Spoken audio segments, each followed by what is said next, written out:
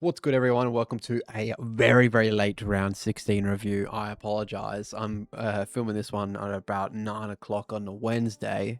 Absolutely insane craziness, but it's been a busy week, as I always say, and I've only just got to it now, unfortunately. But I don't know where I'm on the team page because we had a round score of 2,153, which was top 10% again, which saw us go up in the ranks even further, up 180. So we're still continuing to go up.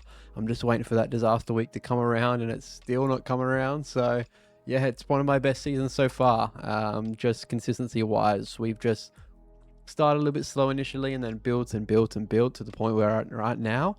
Currently 1,719 in season rank, which is almost my what I was aiming for at the start of the year. I attempted to aim for top 500, which in hindsight seemed quite high, but I was aiming high and it still could be done. We are how much games left?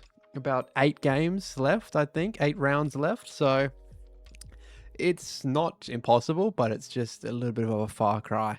But as we go, look, it's been so late that we've got all the player insights with Supercoach's little yellow icons, but it was, yeah, a great week once again, really lifted by a great captain score once again, which we have not missed. I think we missed once or twice. One, especially Zacho, kind of ruined my season. Imagine if I had that captain score. That would be crazy. I think we would be almost in the top 1,000, but it happened and you just got to cop that. And then further from that, I think there's another captain score I had which was pretty lackluster. I think it was like a Zach Butters 90 or something, but if I chose him this week, it would have been great. But let's go straight into it, as I do usually do. Defense down to forwards, and then towards the end have a little bit of an insight on what we're looking to make change-wise. So in defense, we have Ash with a 93. He was fine. Wasn't one of the big accumulators out of the GWS team. Got a little bit of a stint in the midfield. Was rotated a little bit, which I don't enjoy for his scoring. I love him soaking up that half-back role, but 93 is fine. You're not going to really have too much to say about that. Josh Worrell had a great first score for myself on 115. One of the only Crows players that could kind of hold his head up a little bit high. Absolutely got just demolished by one of the worst port lists I've seen in a long time. But I thought that he was decent. He was lots of what they were running through halfback was through him, which is, yeah, why he finished on that 115. And if you can cop that for the rest of the year, we're in great nick. Dan Houston, 114, absolutely insane. Was versus Richmond, so nothing too much to put down on paper, but 114, he's just an absolute you don't know what you're ever going to get with Dan Houston. I probably would have wanted to move him on by now because I feel like he's the type of dude to ruin a week for myself. But he could also just come out and give you a 114. And if he's giving me that, I'm happy to hold him for the time being once he gains a little bit more money. Then if we have some trades towards the end of the year, I might trade for matchup oriented. See if I can get a leg up in one of my league matchups for going 4 championships in a row in my local league. And then Farrow, 85. I held him strong. He's been pretty consistent with that 80 level for I think the last 3 weeks.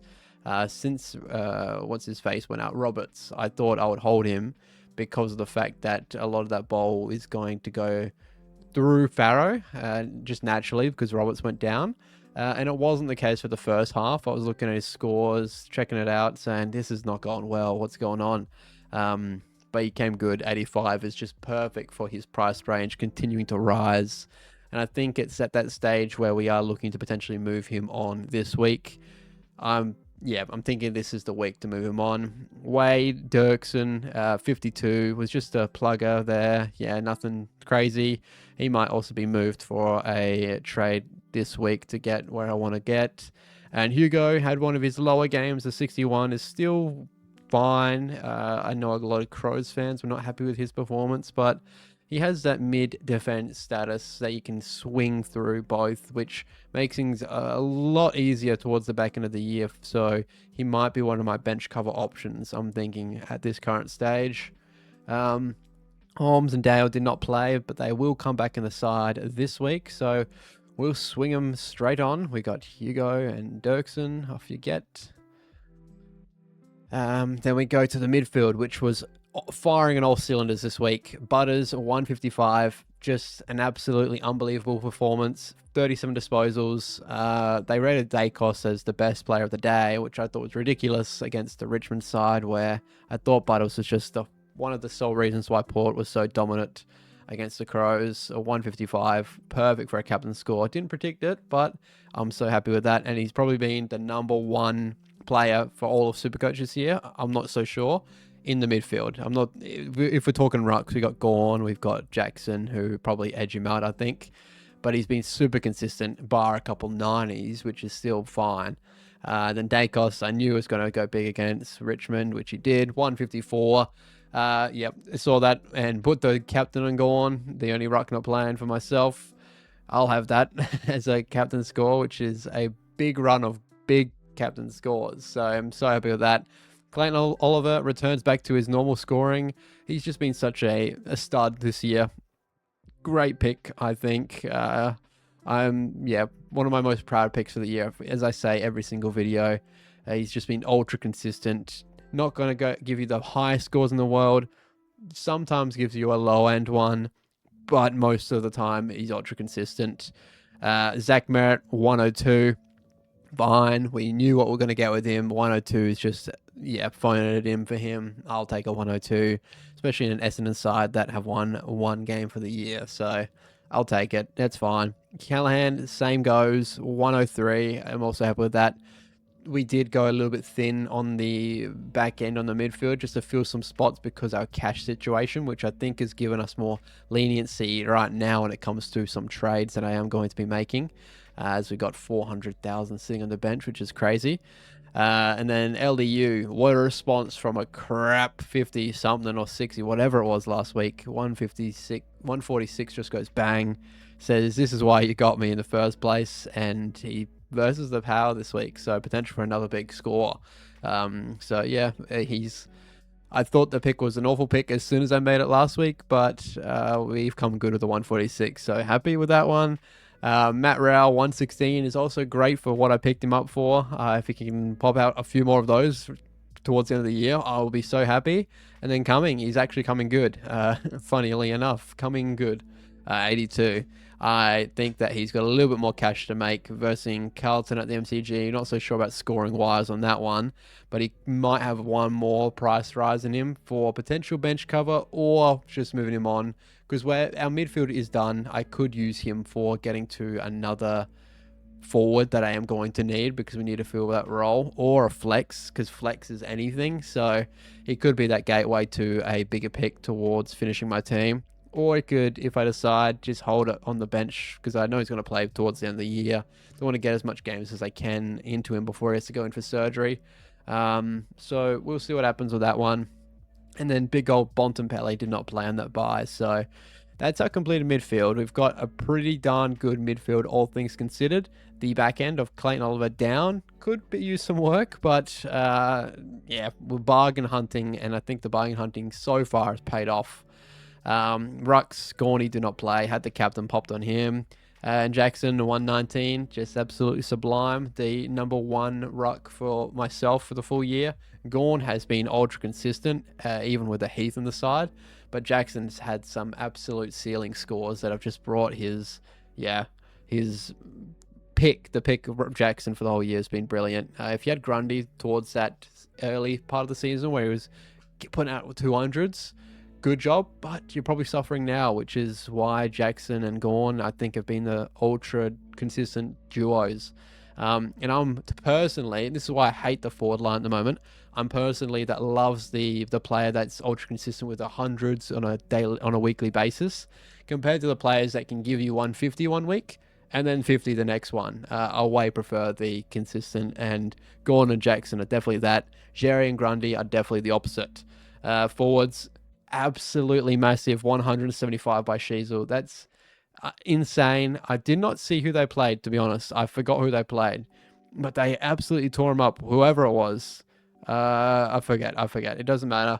But 175 is absolutely insane, and he could be lined up for another massive score against Port this week. I'm just seeing it coming. Horn Francis has been the number one forward option from the buys. Since he had his buy, he had a couple poorer scores and then has gone bang, bang, bang, bang, bang ever since then. If you don't have him, I think he's one of the only viable options to finish off your forward line, because I was looking the other day and it is dire. There's not a single forward that I want at this current stage.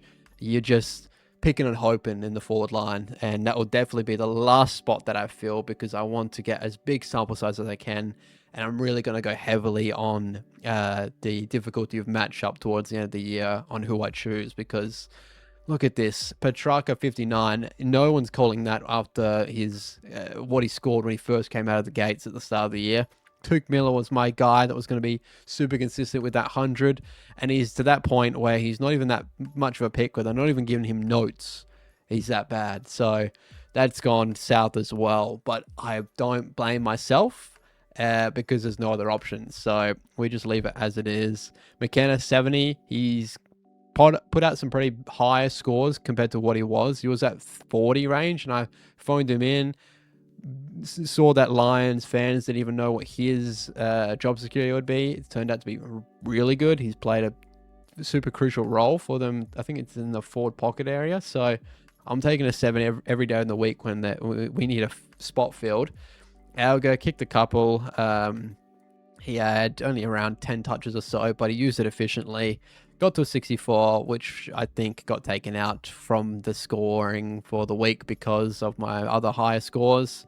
But 64 is fine. He makes some more money. I'm not sure what his break even is, but he could be that you use to get to somewhere else now. And then Anard, or whatever his face is, 40. Okay, buddy, just hold your spot.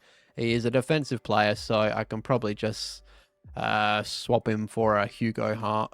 This bloke Hugo for the time being.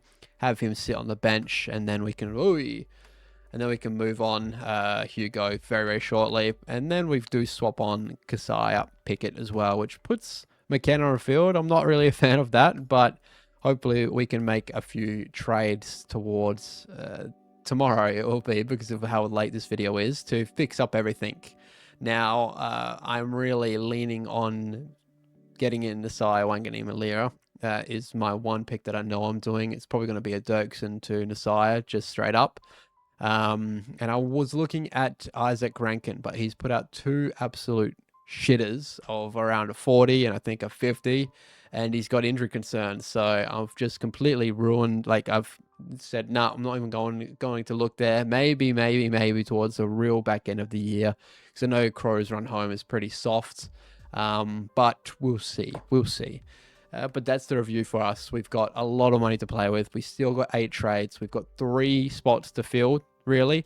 A Farrow at least. I would like a Houston potentially, but we can leave him. So a Farrow, McKenna, and Hugo, and then we're done. So I think we can get there pretty easily, hopefully, with this amount of money on the bench. One of those picks might need to be a bargain hunt, a cash cow, but I'm really going to go heavy on Nasaya this week. St Kilda playing Essendon. I think it's a perfect time to jump on with no Sinclair on the side and riding Nasaya Wanganeen-Malira for the rest of the year. And I think a lot of people are going to do that as well. So that's my number 1 target for this week. If you don't have him, get him in. If you are not going to because of a pod call, by all means. But yeah, I think that it is the no-brainer.